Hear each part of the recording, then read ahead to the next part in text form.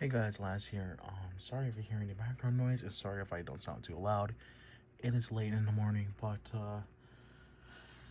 yeah, the title's not lying to you. This Figma did kind of break my heart a little bit.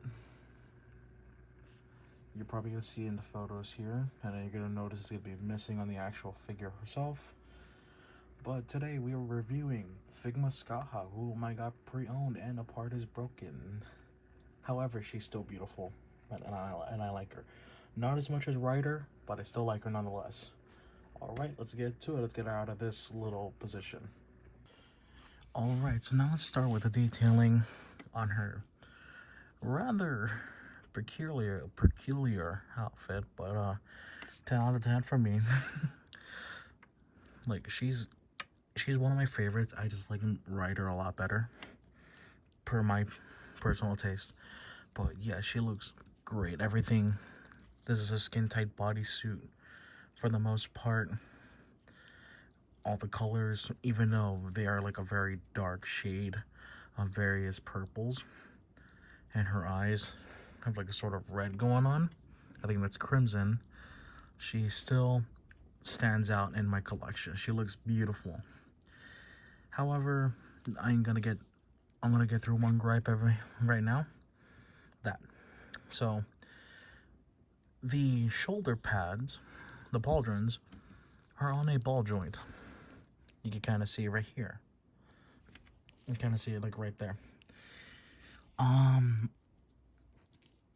The place where I got it from said all sales were final. What they failed to check was the ball joint being broken. Like, I still have the pieces right there. You can kind of see the ball joint, or sort of, was kind of hidden also. Yeah, it's right there. Right there. Yeah, it broke off. Yeah, that's my one major gripe with this figure, that the shoulder pauldron broke off. Yeah, I got it pre-owned from Little Tokyo in my area, but like, come on, man, have some standards. But not much else I can really do on that. I'm just kind of over here admiring the detail despite the broken part. That will affect score. However, she looks fantastic. I like the maroon, like dark maroon type of hair going on. Also love how everything splits off. Now let's get to articulation. Obviously, starting with the shoulder pauldron, which I'm not going to move. It is on the ball joint, as shown over here. The ball socket. Her head can look up and down, sorta. Left to right, you know, the usual head movements. Hair can swivel on a ball joint. That's how you could get them to be more expressive or more subtle. Shoulders, full 360. Can go out that far. You can raise it up a bit more like that. Go above 90. You get elbow swivel, elbow joint past 90, and wrist swivel. You can also make it go side to side. It's a bit rough. Upper chest can later do arcing back, bit of an ab crunch. Nothing at the waist though. Thighs can swivel, knees can bend over 90, and her feet can tilt barely somewhat. These boots are all one solid piece. That's the only thing that's unfortunate. Oh well, you can still pose her pretty well. You've probably seen it on other videos. While we are here, let's talk about her face sculpt. Typical Figma quality. It's pretty good. Let me hold it like this. She's got the neutral expression going on. She's got two other faces to work with. Let's get right to them. Here we have what I call the confident smile. Because in lore, I believe she is rather powerful. She's able to train other heroes. According to Fate lore, I can't exactly recall. But, yeah. You can see the slight smile going on, the eyes kind of narrowing a bit. Overall, everything works very well. Switching the faces off, I'll show that later on. And finally, we got a yelling face, angry face. Not much else I need to say about that. It looks really cool, though. Alright, do not mind the background, but she does come with additional accessories. That being the usual set of Figma hands, grabbing, holding, open, and fist. She has 2 full grapple hands on. And while we're here, she's got what is called the gay bulg. I'm trying to use a cardboard thing to make sure the camera can focus on it. The gay bulg or the gay bulge. Yes, I am funny. This is the Earth version, per what I looked up online on Wikipedia. I just looked on the Fate Wiki and this said this is the Earth version of gay bulg.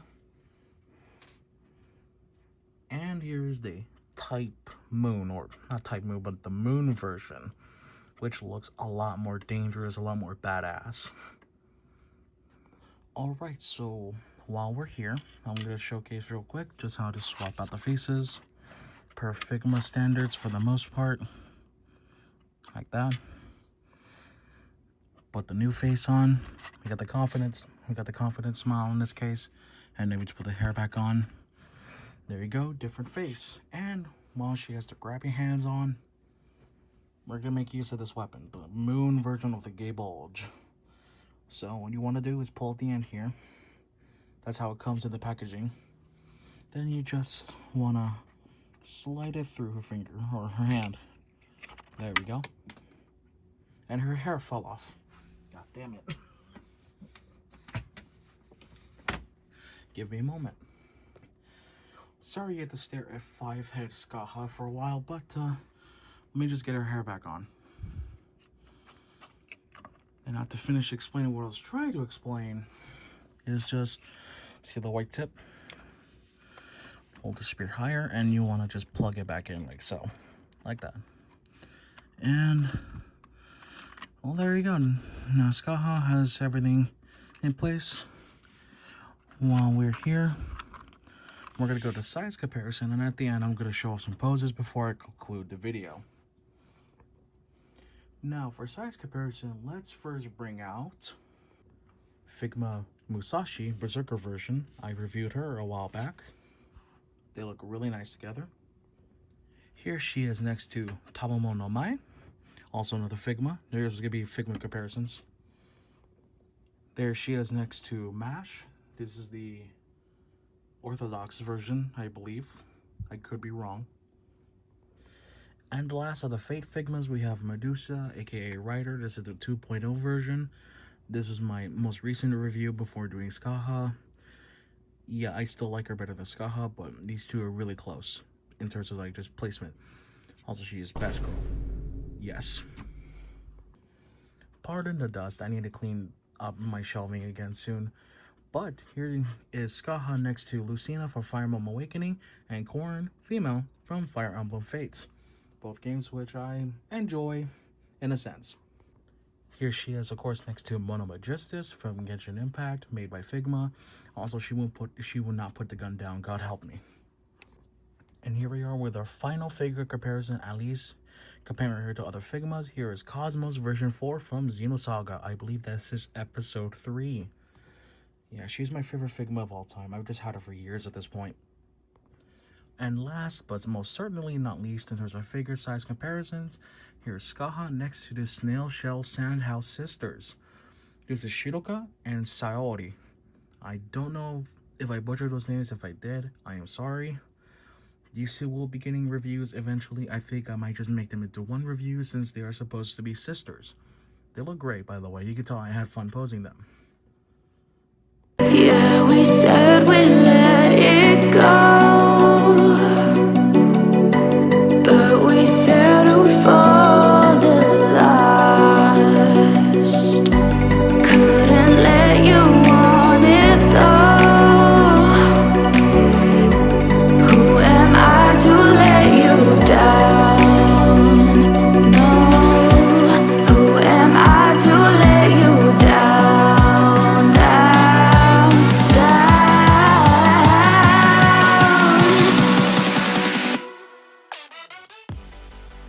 Alright everyone, I hope you enjoyed seeing those few posts as I could do. I'm not too great with coming up with them, I'm sorry, but that is all I got for this video, and there she is with Medusa, my two favorites on one stand. Dream come true. Yo, let's go. Alright. Thank you guys so much for watching. I hope you're all excited for the next video because I still got more reviews to do.